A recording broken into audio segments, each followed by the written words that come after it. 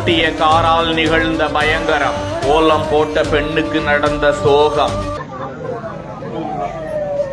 காஞ்சிபுரம் கங்கையம்மன் கோவில் தெருவை சேர்ந்த ராசா பலகாரம் விற்பனை செய்து வரும் இவர் கார் மூலமாக பல்வேறு கடைகளுக்கும் சப்ளை செய்து வரும் நிலையில் அவருடைய 17 வயதுடைய மகன் ராசாவின் காரை சுத்தம் செய்துவிட்டு வீட்டின் வாயில் பகுதியில் எடுத்துவிட முற்பட்டதாக சொல்லப்படுகிறது. அப்போது கட்டுப்பாட்டை இழந்த கார் வீட்டின் அருகில் கோலம் போட்டுக் கொண்டிருந்த வீட்டு வேலை செய்யும் பணி செய்து வந்த சரஸ்வதி என்ற பெண் மீது வேகமாக மோதி நின்றது. விபத்தில் காருக்கு அடியில் சிக்கிக் கொண்ட பெண் சரஸ்வதி அம்மாள் படுகாயமடைந்த நிலையில் சம்பவ இடத்திலேயே பலியானதாக சொல்லப்படுகிறது. நிகழ்விடத்திற்கு வந்த சிவகாஞ்சி காவல்துறையினர் விபத்தை ஏற்படுத்திய சிறுவனை விசாரணைக்கு அழைத்து சென்றனர்.